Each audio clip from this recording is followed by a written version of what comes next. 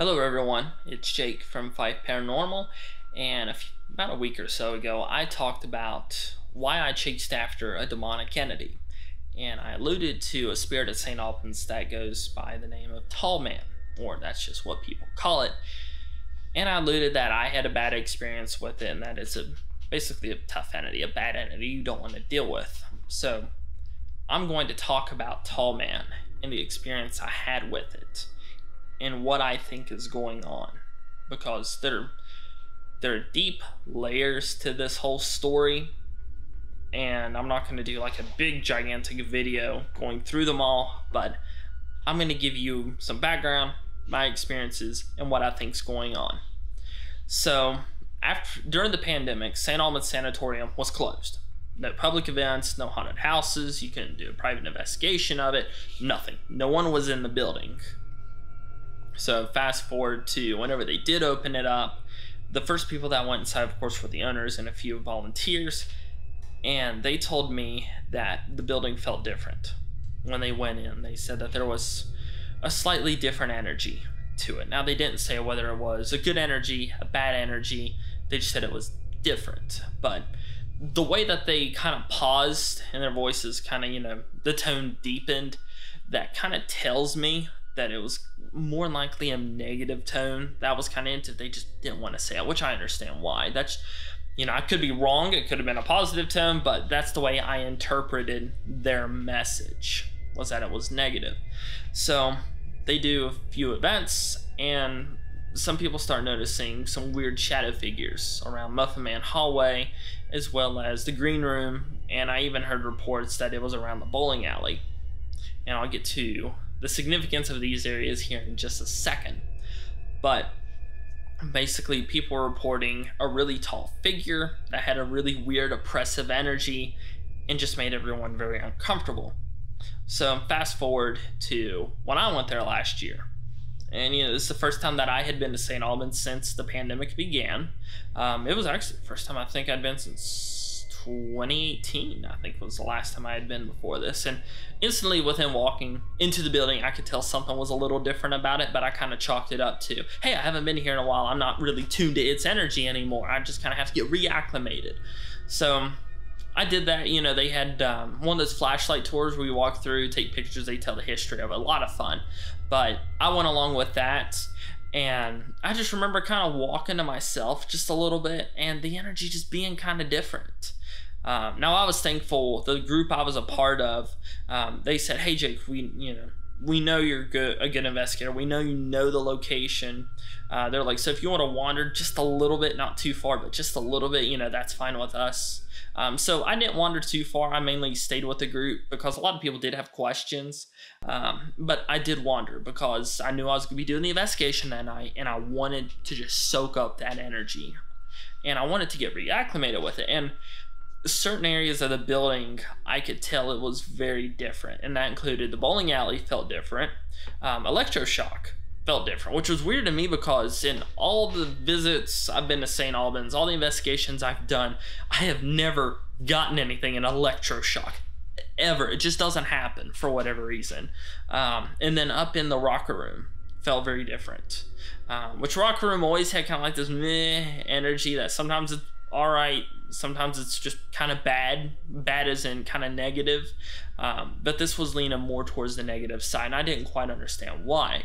So doing the investigation, and we're getting some kind of weird response. It was a weird night. I've made videos about it and all that stuff. It wasn't the world's greatest night for me.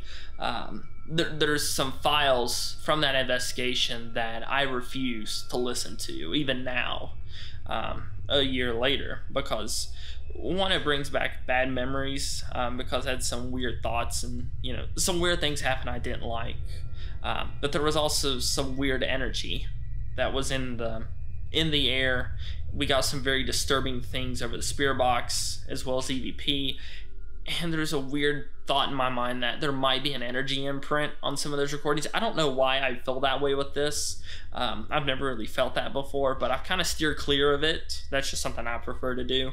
But halfway through the investigation, I was bringing up the rear of the group, and last people were going through, and some people had left during the middle of one of our rotations during the public investigation. And this was probably I think it was our second or third rotation is when this happened. And because I know we were upstairs, and I was in Jacob's room because I was trying to get away from people. It happens on public investigations where, you're in a really loud group, or the people, they love to be there in that environment, but they're not really keen on investigating, which is perfectly fine. If you go in there, you're honest about your intentions and all that stuff. As long as you're not hurting anyone else, you're fine. They were kind of messing with what I was wanting to do, so I split off from the group, and it was just weird. I'm not going to go into detail, but bringing up the group, and I knew that people had left early, and I was watching for stragglers, people that sneak from group to group or sneak on their own, because people do bad things on these investigations. It's wrong, and I don't know why people do it, but they do. So I saw a figure moving around these doors. If you're in the hallway, where you can either go upstairs to Jacob's room in the second floor hallway, or you can go down the hallway and then you go down the stairs and it takes you to the alcoholics ward. It's that area, but before you get to the stairs, it's the first door on your left next to the stairs. Like if you're coming up those stairs from alcoholics, it's your first door on the right. That's where I saw it. And I remember, just looking around. I'm looking around for people, like, hey, make sure no one's behind me and also, and I caught movement. So I'm like, hey, what's that? And for some reason, my eyes almost did just lock on. Like as soon as I looked at it, I just stopped. And it was weird. I remember kind of I'm very self-aware of the situation and what's going on, but for some reason I kind of faded in and out of this. I knew something was different. And if you watch a video about the blob, I was thinking about that encounter, so I was doing all the safety stuff. But I remember I saw something kind of like moving in and out of the doorway just a little bit, and so I started walking towards it, and I'm calling to it. I'm like, hey, you're supposed to be with a group, that kind of stuff. And I remember it came out, and it was just this really freaking tall figure, and it was really slender. Like, I'm kind of a slender guy, but it was maybe like 3/4 of my frame.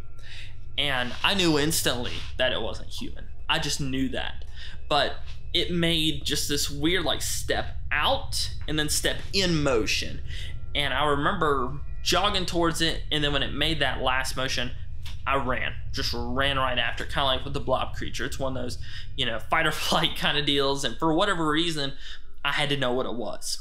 And I think I was in more control in this situation, but I think there was a part of me that knew this was something different, something I'd never seen before there.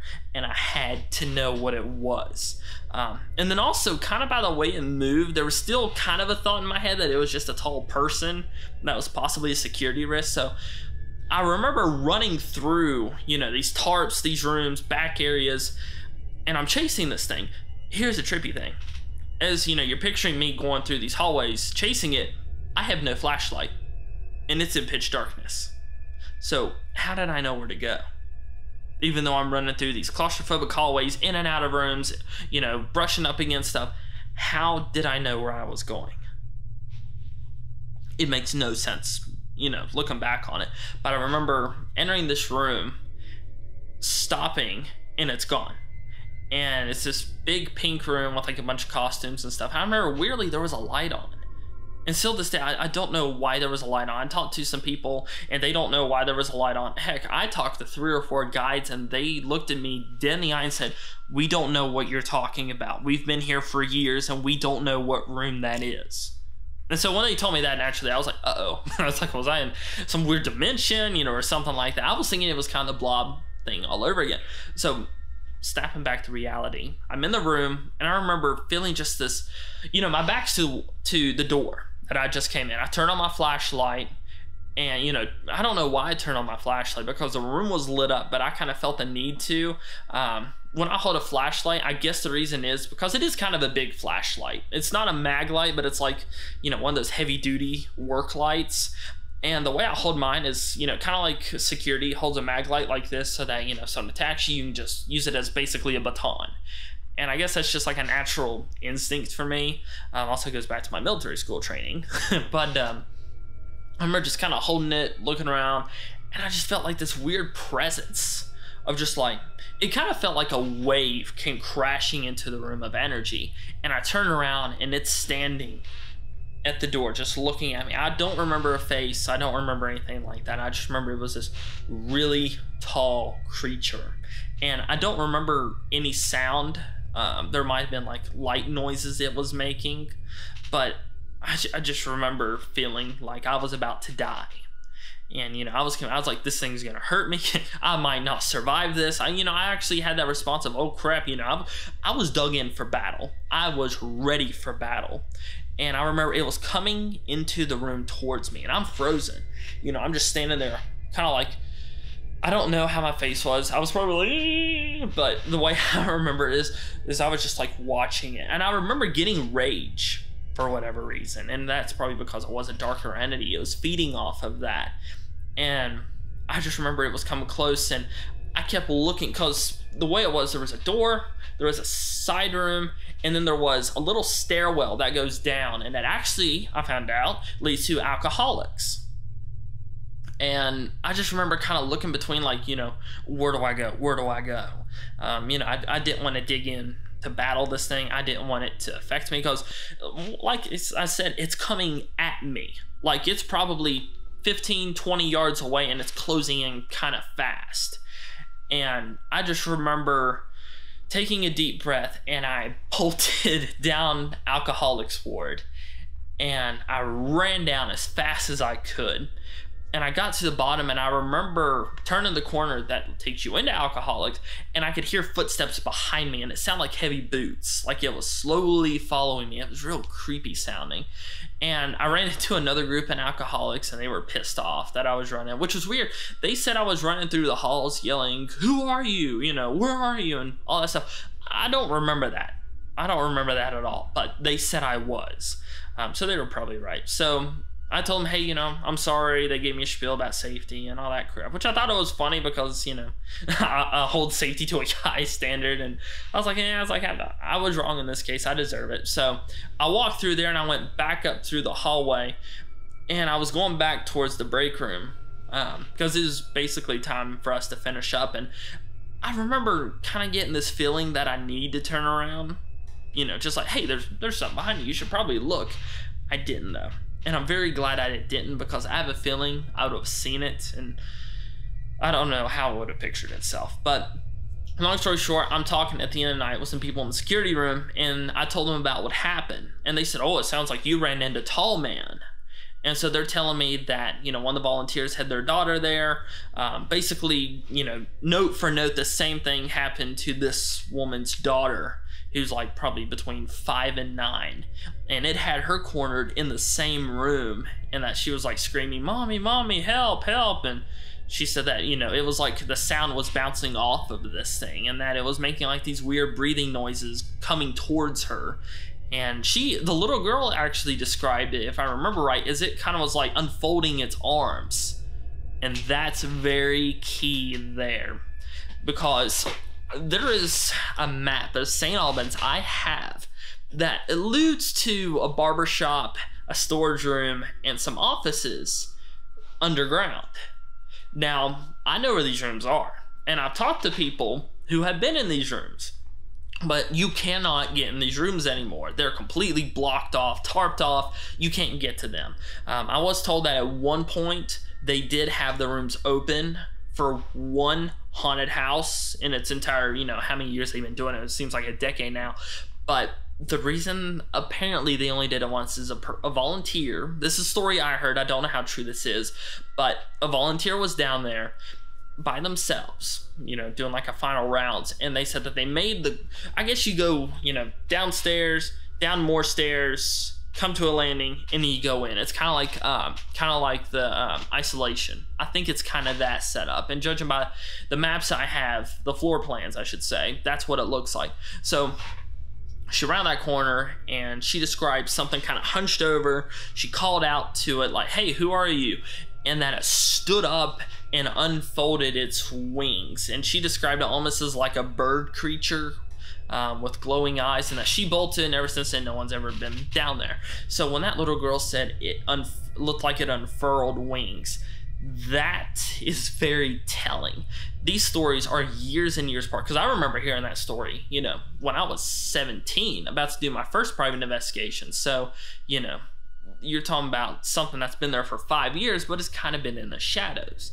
So basically, to boil it down, this thing likes to lure people off by themselves to this weird little area of the building, and it just, like, I don't know, it attacks them in a way. And, you know, no one wants to stick around to see exactly what it's going to do if it actually catches someone.